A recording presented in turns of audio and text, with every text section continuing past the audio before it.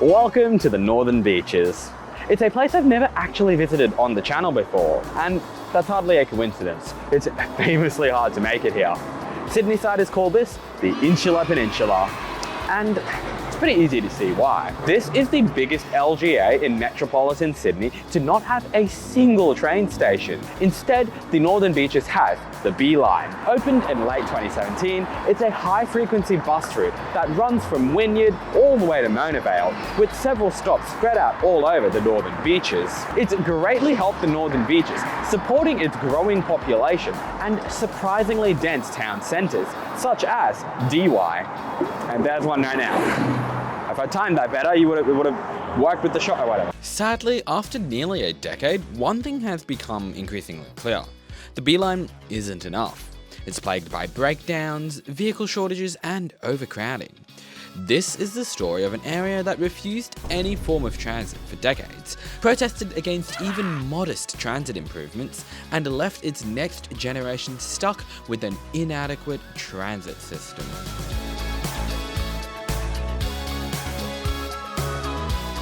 Before I continue, massive shout out to my monthly Patreon supporters.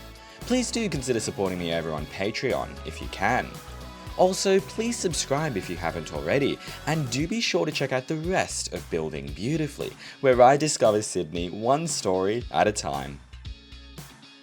The B-Line opened on the 26th of November 2017, which was actually just one day before my 16th birthday. Terrible birthday present transport for New South Wales. I don't even live in the Northern Beaches. The project consisted of a new flashy double-decker fleet, 6 new commuter car parks, and most importantly, 10 new high-end bus stops with real-time bus arrival data. The buses themselves have arrival info screens, which is pretty elementary stuff, but believe it or not, most buses in Sydney still don't have this. There were also curbside bus lanes, mostly non-stop from Mona Vale to the Spit, although things become a bit patchier south of the Spit. The Northern Beaches not only has no railway, but it doesn't even have a motorway. All they have are buses. In fact, there's only 3 roads out of the Northern Beaches: the A3, the A8, and the A30A. Traumatized souls may remember just how easy this made locking down the entire area back during a COVID outbreak in Christmas 2020. What a rotten Christmas present. Oh wait, I already made that joke. The B-Line was largely about making the region's bus system much more legible. By having it only make 9 stops on its 31-kilometre journey, it gets commuters to the CBD faster. Frequencies are pretty great. Buses show up roughly every 3 to 4 minutes during peak hour and every 7 to 10 minutes off peak. Indeed, they even run overnight all week.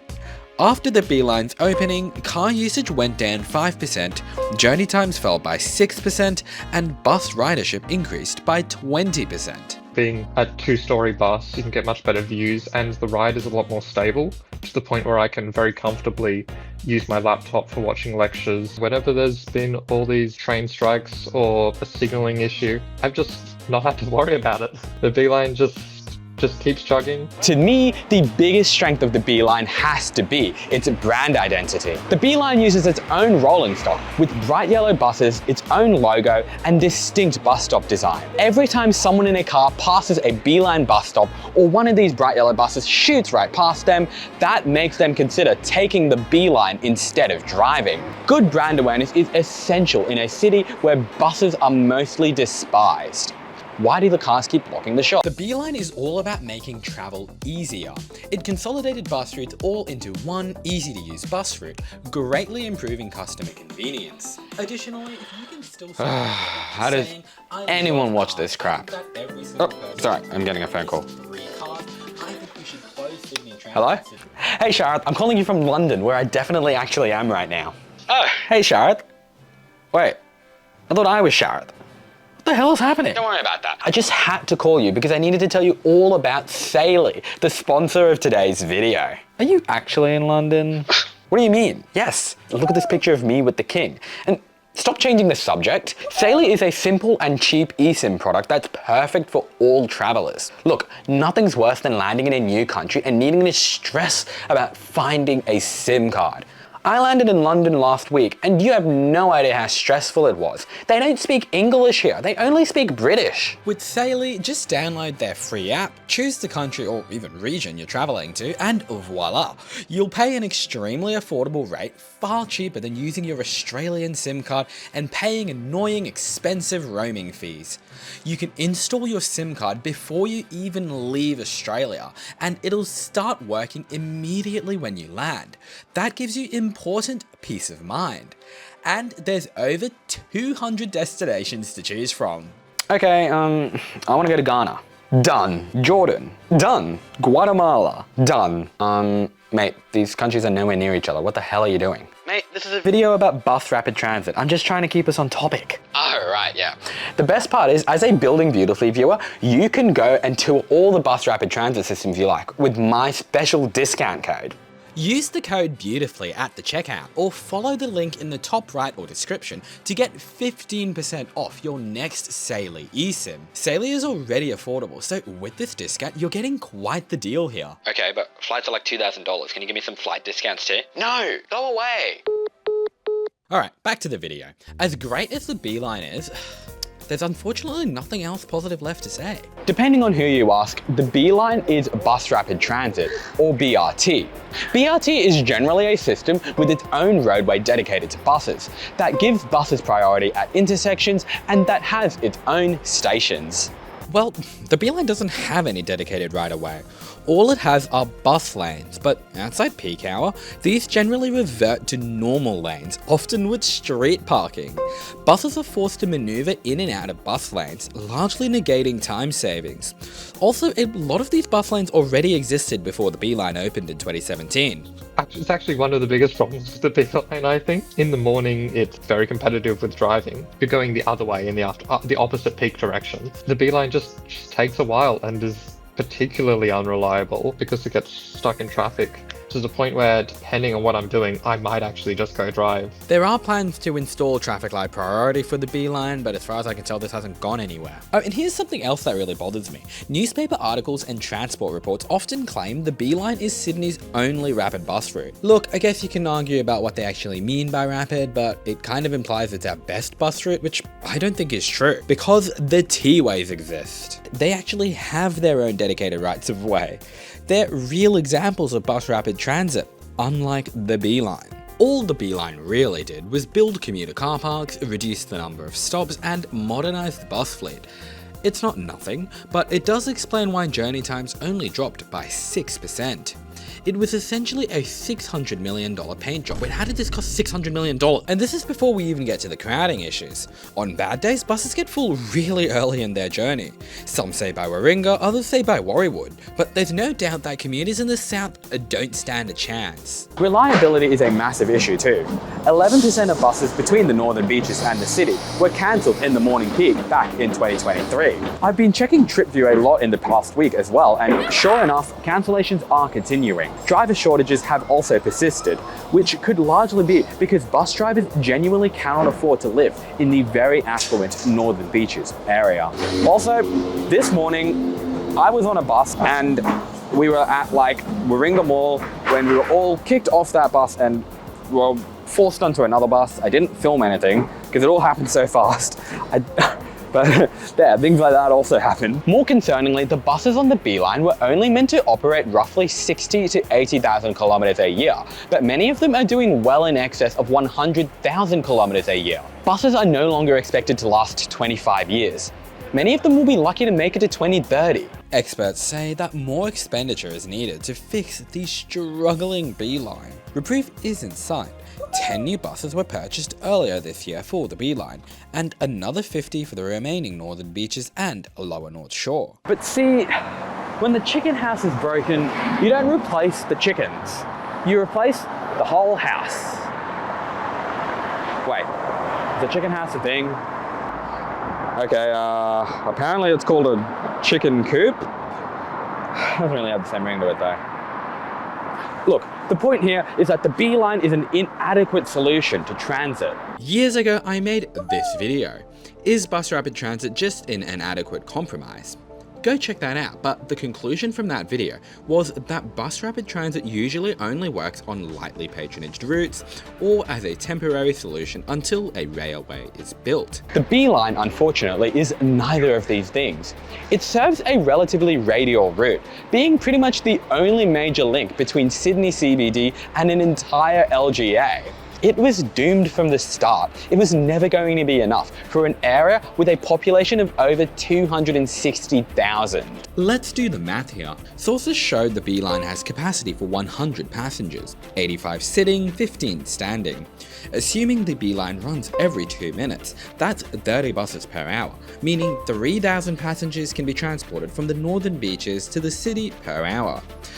Well, the Sydney Metro is capable of moving 16,500 people per hour in one direction. Even the L2 and L3 light rails can carry 6,750 people per hour. One important caveat here is that other buses still operate along the B line corridor, but even if we account for this and generously multiply 3,000 by 2, we still fall short of light rail capacity and well short of metro capacity. Bus rapid transit always fails at capacity. That's unsurprising. My main critique with the B-line bus against a train is just that it is kind of really slow. My roughly 50-minute bus ride could be like a 25-minute train or roughly a 20-minute metro. Kind of gives me a little bit of existential dread that like I've spent so much time on the B-line bus that I wouldn't have had to if it was just a train like most places in Sydney. Additionally, buses in Sydney only ever have 2 doors, greatly limiting the speed of passengers entering and exiting a bus. This increases the dwell time of a bus, which slows the bus down, increasing journey variability, impacting reliability. Add traffic to the mix and you've just introduced yourself to the Achilles heel of BRT, bus bunching. Let's say your first bus is running late. As a result, when that bus gets to a stop, people who probably would have gotten on the next bus get on along with everyone else, making that bus more packed. The bus behind it, which is running on time, consequently ends up with a lighter load. It slowly starts to catch up to the next bus as a result of lower dwell times. The first bus just gets later and later because it's taking longer to load the increasing number of passengers waiting for their bus, while the next bus gets earlier and earlier because there's less people waiting. Meanwhile, the bus after that, running on time, now has more people to pick up because that second bus is now running too early, which makes it late, and the cycle continues. It can be incredibly difficult to space buses out evenly. I see this happen every day on my way to work from the hills. I'll see an Express City bus arrive completely packed, everyone standing up, and I'll just patiently wait for the next bus to inevitably arrive a couple minutes later with a lighter load. Sometimes that next bus has been virtually empty. This can be solved by forcing buses that are running early to wait a prescribed amount of time at each stop. The thing is, this only works to fix buses that are running early, not buses that are running late. Also, it's kind of hard to suggest buses don't bank those time savings when they're likely going to lose that time again as they approach the CBD. To an extent, these problems are unavoidable on a BRT, but particularly on a faux BRT like the B line. The solution, quite simply, is rail. Trains and trams largely avoid bunching because they have higher reliability, better loading conditions, and higher capacity. This is all to say a heavy rail line should have been built to the northern beaches instead of a glorified bus line. Why didn't this happen? NIMBYs.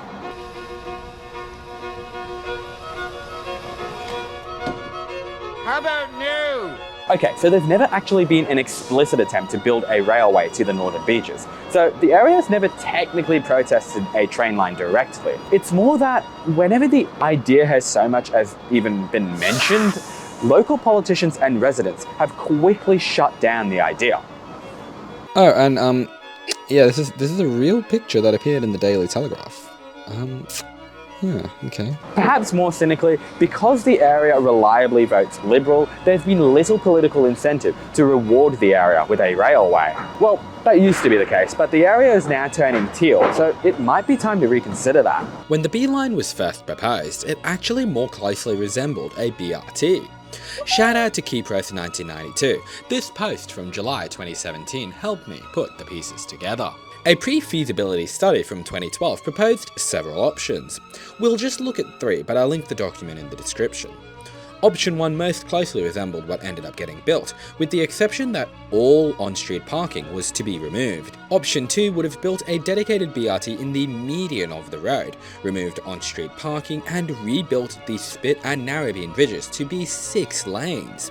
Offset bus lanes overcome a really big problem with bus lanes. When they put in the leftmost lanes, buses conflict with turning traffic and parked cars, reducing their time savings. Option 5 was the most ambitious, a curbside bus lane all the way to the spit, where buses would have entered a dedicated tunnel to bypass Neutral Bay and get to the Warringah Freeway. This was later adapted into the Beaches Link motorway proposal, but then that was cancelled in 2023. The benefit-cost ratio of these options was 0.67, 0.71 and 0.38 respectively. Option 2 had the highest benefit-to-cost ratio and in my view should have been what was built. I would have even taken option 1 with the total removal of on-street parking, but ultimately locals fought back against even modest changes to their area.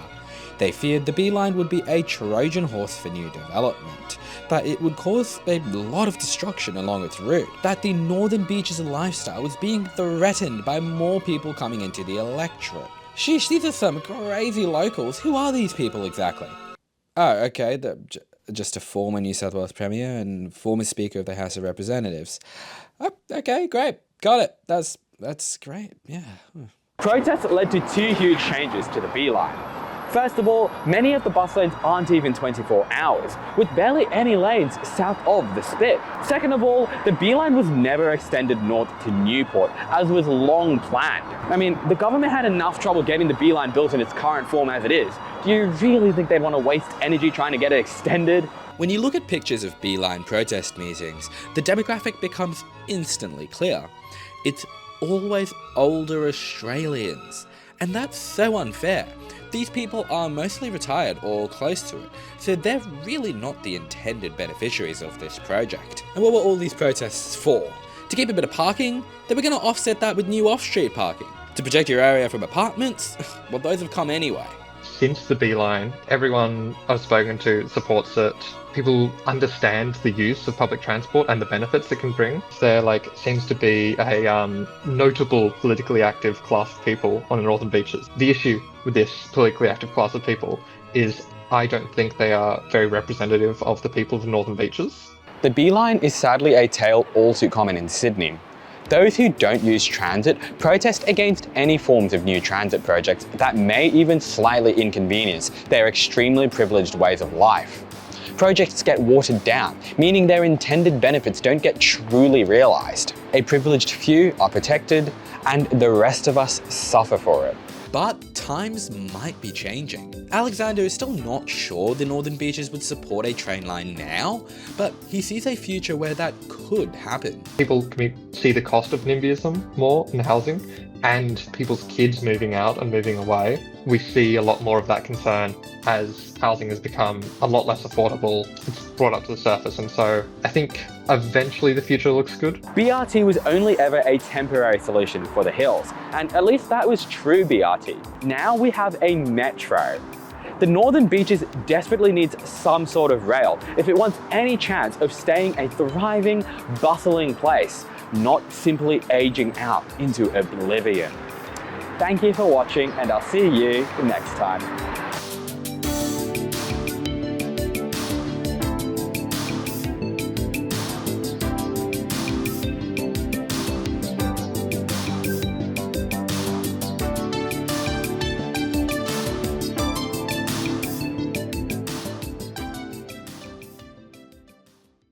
Bold and building beautiful. Oh, Big sub, man. thank you. I think he said big, bold and beautiful? I think he actually said bold and beautiful. Okay, don't watch that show. There is one more thing I want to do. I want to try thumbnail impressions again, because the lighting is like perfect right now.